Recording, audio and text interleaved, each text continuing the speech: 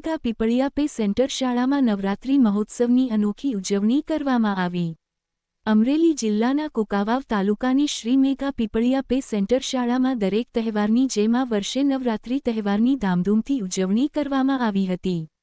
શાળામાં રાસોત્સવનું આયોજન કરવામાં આવ્યું, જેમાં શિક્ષકો અને વિદ્યાર્થીઓએ ઉત્સાહપૂર્વક દાંડિયા રાસ રમ્યા। વિદ્યાર્થીઓએ પોતાની પૂજા થાળી, દાંડિયા અને શણગારેલ ગરબા લઈને આવ્યા હતા, તેમજ વિવિધ ભારતીય સંસ્કૃતિ દર્શાવતા વેશભૂષામાં આવ્યા હતા। ખાસ વાત એ રહી કે વેલ ડ્રેસમાં પસંદ થયેલા વિદ્યાર્થીઓ અને અંત સુધી ઉમંગથી રાસ લેનારા વિદ્યાર્થીઓને પુરસ્કૃત કરવામાં આવ્યા। આ પ્રસંગે શાળામાંથી સ્વૈચ્છિક નિવૃત્તિ લેનાર સોનલબેન દેવાણીએ પોતાના હસ્તે બનાવેલી રેઝિંગ આર્ટ કંકુ થાળીઓ 4 વિદ્યાર્થીઓને ભેટ રૂપે પાઠવી હતી। ઉપરાંત શાળાની તરફથી પણ પૂજા થાળી, દાંડિયા અને ગરબાના શણગાર માટે વિદ્યાર્થીઓને શૈક્ષણિક ભેટો આપવામાં આવી હતી। આ શાળાના શિક્ષકોની વિશેષતા એ છે કે તેઓ બાળકો સાથે બાળકો બનીને શિક્ષણ આપે છે। માત્ર પુસ્તકીય જ્ઞાન પૂરતું નહીં પરંતુ વિવિધ પ્રવૃત્તિઓ દ્વારા બાળકોને ભારતીય સંસ્કૃતિ, તહેવારોનું મહત્વ અને જીવન કૌશલ્યનું જ્ઞાન અપાય છે। આ શાળા કોઈ ખાનગી સંસ્થા નહીં પરંતુ એક સરકારી શાળા છે। તેમ છતાં અહીંના બાળકોમાં પ્રતિભા અને કૌશલ્યની કોઈ કમી નથી। સરકારી શાળાઓમાંથી જ આજે ઘણા ડોક્ટર, ઇજનેર, કલેક્ટર અને અન્ય ઊંચા હોદ્દેદાર બન્યા છે, તેવો જીવંત સંદેશ આ શાળાની પ્રવૃત્તિઓ દ્વારા જોવા મળે છે। રિપોર્ટર કમલેશ રાવરાણી, સુલતાનપુર। શ્રી મેઘા પીપળિયા પે સેન્ટર શાળા, તાલુકો કુકાવાવ, જિલ્લો અમરેલી। આ શાળા એ સરકારી શાળા છે। આ શાળામાં દર તહેવારની ઉજવણી કરવામાં આવે છે। હોળી હોય, ધૂળેટી હોય, ગણેશ ઉત્સવ હોય કે પછી રામનવમી હોય, તેમજ અત્યારે ચાલતો નવરાત્રિનો તહેવાર, જેની ઉજવણી કરવામાં આવી, તેમાં બાળકો પૂજા થાળી, ગરબો શણગારવો અને દાંડિયા શણગારવાની સ્પર્ધા રાખવામાં આવી હતી, તો તે ઘરે બનાવીને પણ લાવ્યા। આ સાથે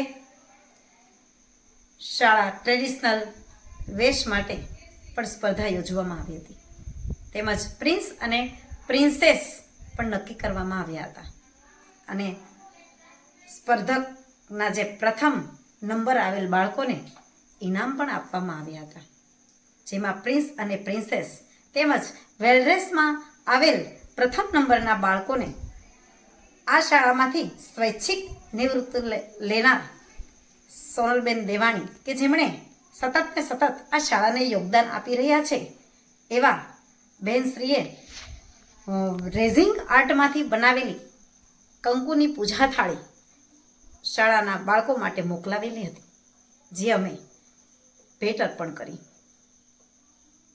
તેમજ વધારે કહેતા નવરાત્રિનો ઉત્સવમાં બાળકોએ તેમજ શિક્ષકોએ ખૂબ થનગનાટ સાથે ભાગ લીધો। તેઓ પણ, શિક્ષકો પણ પોતાના ટ્રેડિશનલ વેશમાં રાસ રમી ગરબે ઘૂમ્યા હતા। આ રીતે આ શાળામાં આવા તહેવારની ઉજવણી કરવાથી શાળાના દરેક બાળકો કંઈક ને કંઈક નવું જાણવા મળે છે અને દરેક ધાર્મિક તહેવાર વિશે જાણી શકે છે। ખરેખર ફક્ત બાળકોને પુસ્તકીય જ્ઞાન નહીં, પણ આ શાળામાં આવા તહેવારોની ઉજવણી કરવાની સાથે વિવિધતાસભર પ્રવૃત્તિઓ સાથે બાળકોને શિક્ષણ આપવામાં આવે છે, જેથી બાળક છે એ પુસ્તકીય કીડો નથી બનતું, તે દરેક પ્રવૃત્તિ સભર બને છે અને તે દરેક કૌશલ્યમાંથી પારંગત થાય છે।